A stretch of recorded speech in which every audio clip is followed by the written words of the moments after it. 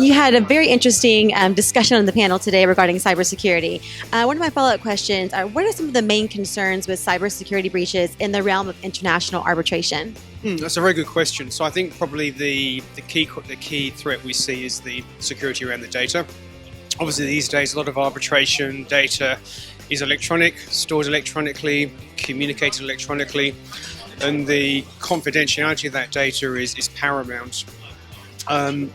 As we saw recently in the PCA, the Court of Arbitration in The Hague, that data is vulnerable to threat actors using illegal means or certainly illegitimate means to gain access to.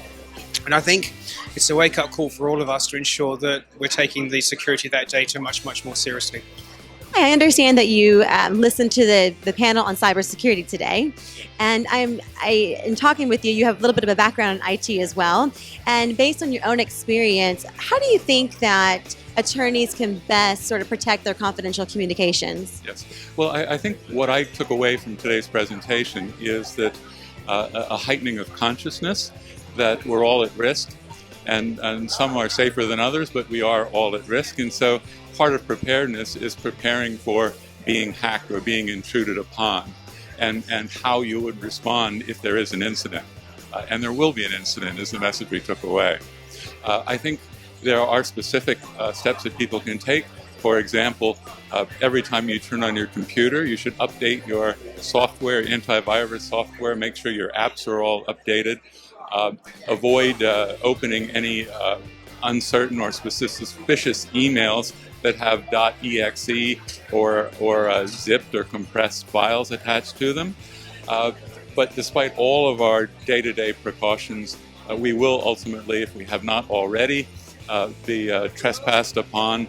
And so having a dedicated team within the business or people who know what steps to take once the intrusion occurs or we're aware of it, those are the best things we can do in advance. So I just listened to you on the panel today with regards to sanctions and cross-border transactions and its effect on arbitration. My follow-up question would be, can Asia benefit if sanctions are lifted in Iran?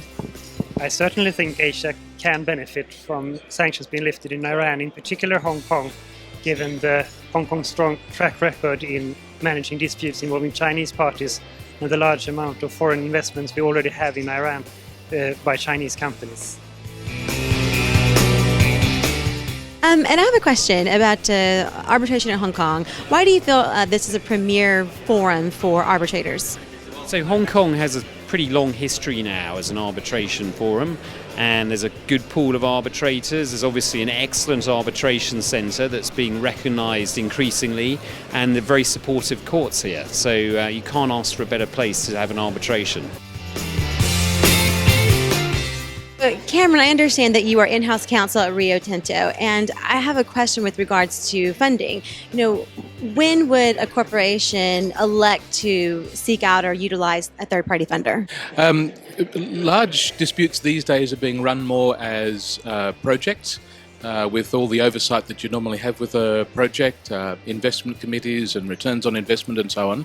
And so for disputes of the size where funders would get involved, the company is going to be looking for financial assistance often.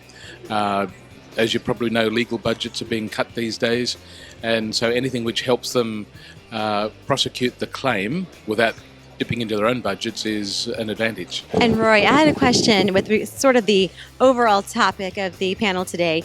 Do you feel that third-party funding is the new trend in Asia?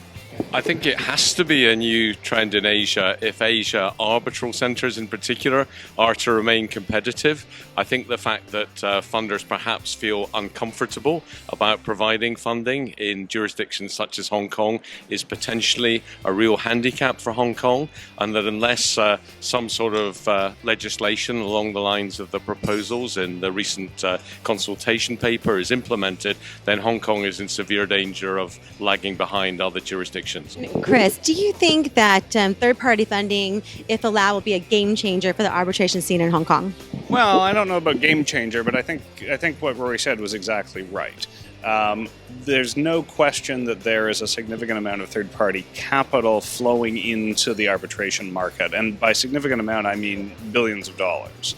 And so if you have the current situation, which is a couple of arbitral centers, Hong Kong and Singapore, being perceived, rightly or wrongly, as less welcoming to arbitration matters that are making use of that kind of third-party capital in whatever form it's coming, that's an inherent competitive disadvantage for those arbitral centers against the wide range of worldwide choices today.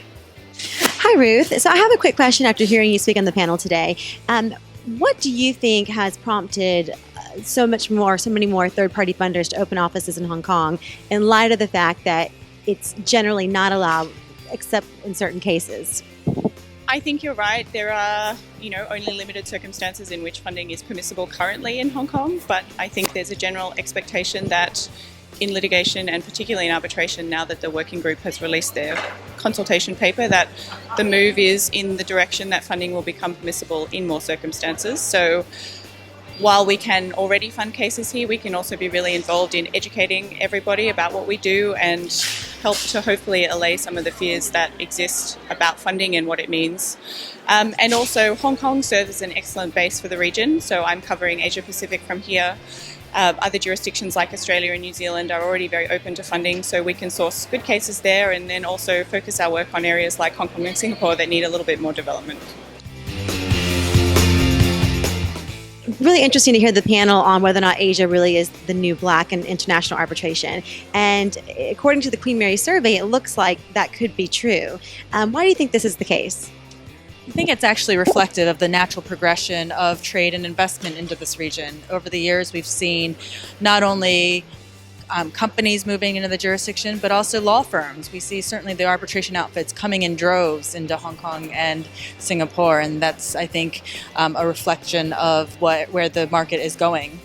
And Hong Kong and Singapore stand a really good chance to continue to improve and become more international as we have more cases and we have more practitioners and arbitrators available at our disposal. One last question. The Queen Mary survey indicated that Hong Kong is the most improved seat.